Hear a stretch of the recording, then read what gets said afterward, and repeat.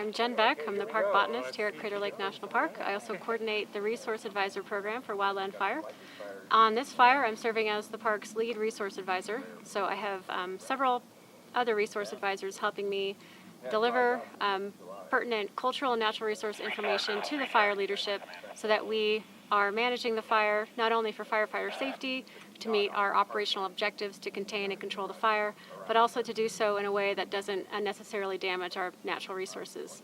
So when we're on the fire line, we help crews determine the best place for things such as sling sites or medevac sites that occur in areas where we're not going to have to cut down too many sensitive trees to provide for safety.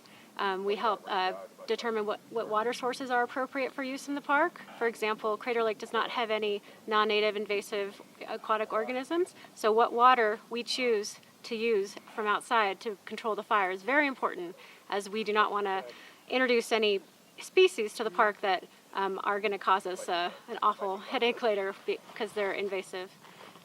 Other things that we do is just deliver the existing natural and cultural information that we have as park subject matter experts, make sure that's accessible to the fire leadership so that the fire managers have the best information possible so that they know the best places to put in line the species that we're trying to protect, mitigations to protect them, and any other pertinent information to avoid and mitigate and protect our resources.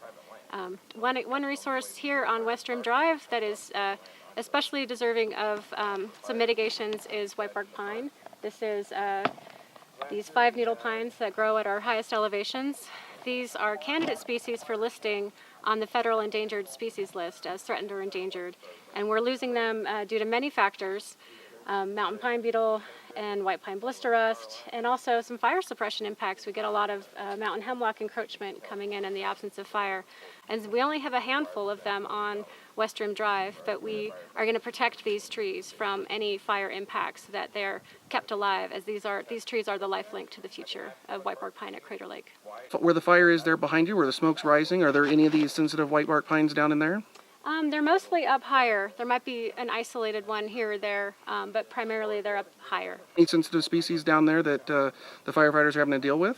We have a rare plant, Mount Mazama colomia, and so the firefighters are given pictures of the plant and told to not dig line through the plant, or also not, stage a bunch of equipment on them. The plant can burn with moderate intensity, low intensity. It's a fire-adapted plant. It's been here for a long time, but we just don't want to unnecessarily, dig up its roots or anything that's going to make it, not be able to persist where it is. And what kind of forest conditions are down there? What kind of trees, or is it old growth? Is it young growth? What are we looking at? Well, it's mostly old growth mountain hemlock forest, and within that old growth forest there are patches of younger trees and then the mature forest as well. We also have some natural pumice ashy meadows that support a really diverse plant community out in there. When you look, you think it's almost barren, but when you actually go into these meadows, you'll find just an amazing diversity of understory plant species.